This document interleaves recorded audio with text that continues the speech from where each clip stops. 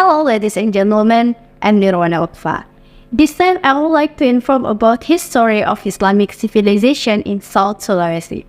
Pada tahun Pawe Ustad, an Umar and administrator from Goa has been introduced the history and philosophy and the daily activity of Katangkas Mosque. Let's take a deep look at the story.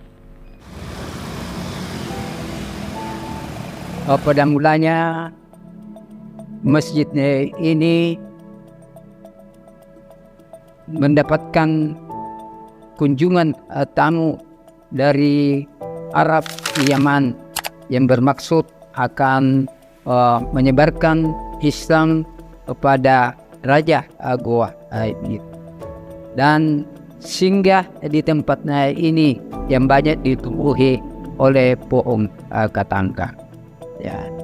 Maka rombongan ini menawarkan Islam kepada Raja Goa Imam Ngatrangi dan Mandrapia Sultan Alauddin Raja Goa yang ke-14. Ya. Dia meminta kepada raja agar yang banyak ditumbuhi pohon-pohon di sana itu agar dibangun tempat peribadatan. Maka raja menyetujuinya.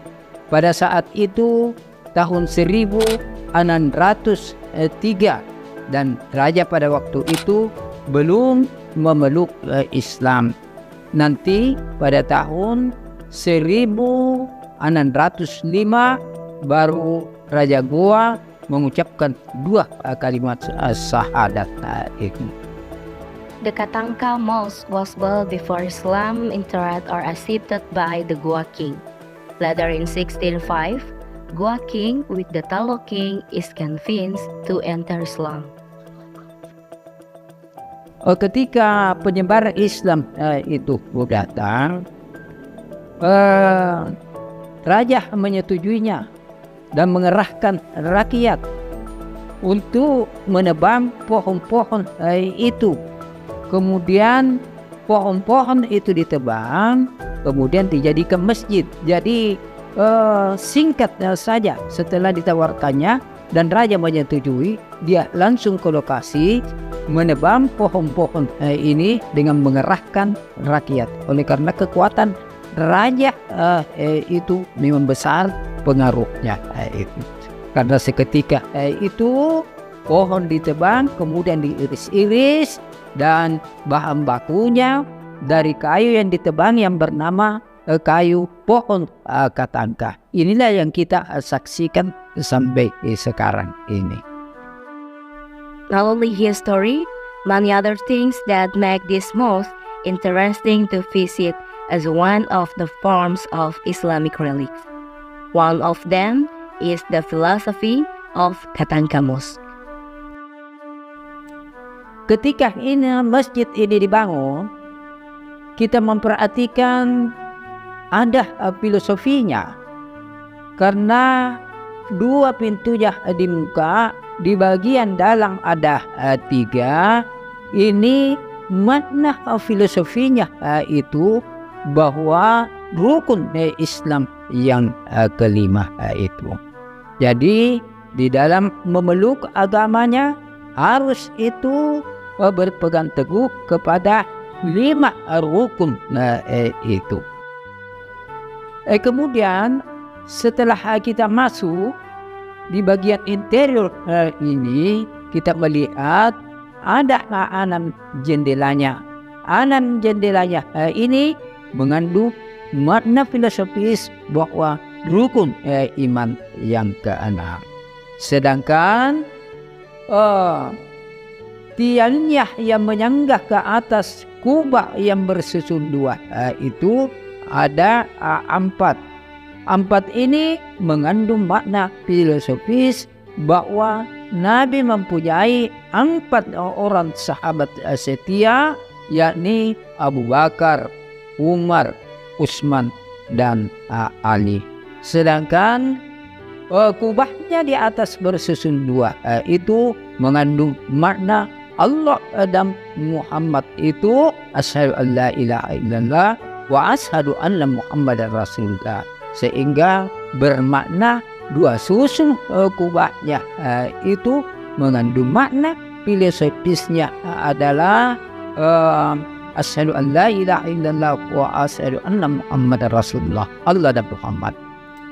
Kuburan-kuburan yang ada di sekitar masjid ini di bahagian barat ini itulah penyebar Islam yang bermukim di sini mendampingi raja. Itulah yang dikenal dengan Androng Guru Moking, artinya guru besar yang bermukim untuk mengajarkan agama Islam, ilmu Islam kepada Raja Goa bersama keluarganya dan tokoh-tokoh masyarakatnya.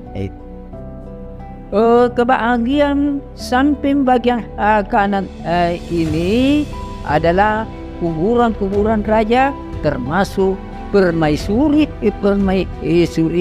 termasuk yang mendirikan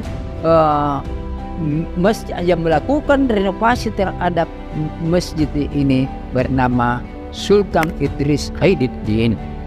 Sama yang ada di sana itu adalah leluhurnya juga yang pernah menjadi raja, maka dia dimakamkan di sini karena prinsipnya dulu di mana kita membangun masjid supaya ada ketenangan kita di alam barzah, karena selalu mendengarkan pembacaan ayat suci Al-Quran, utamanya sering dikumandangkan bacaan-bacaan Yasin pada malam Jumat, maka kita mendapatkan ketentraman dalam kubur itu, sehingga banyak kubur-kubur di sekitar masjid ini.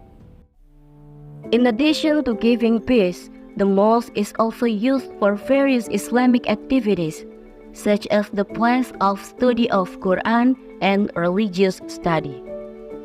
Kalau di masjid ini kegiatan rutin setiap malam Jumat ada Yasinan segala macam tuh, baca surah surah Yasin, Ar-Rahman, Al-Waqiah, terus Al-Mulk. Terus biasanya di Jumat juga itu ada ini kegiatan bersih-bersih masjid sebelum Jumatan. Nah seperti itu. Iya. Untuk harian itu paling itu yang tadi TPQ. TPQ itu setiap dari Senin sampai Jumat. Jadi dibagi 2 waktu. Ada yang di sore hari habis asar, terus ada yang di malam habis maghrib sampai isya.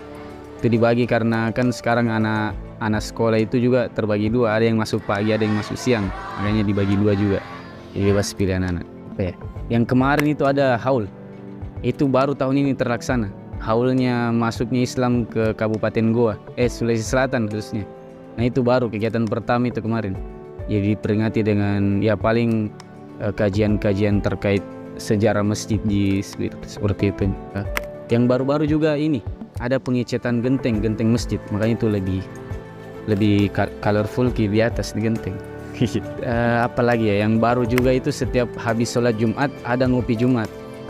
Nah ngopi dengan jemaah pengurus. Di situ juga tujuannya supaya bagaimana ada ruang untuk jemaah dengan pengurus bisa ngomong apa-apa yang perlu diperbaiki atau perlu untuk masjid ke depannya bagaimana supaya lebih baik.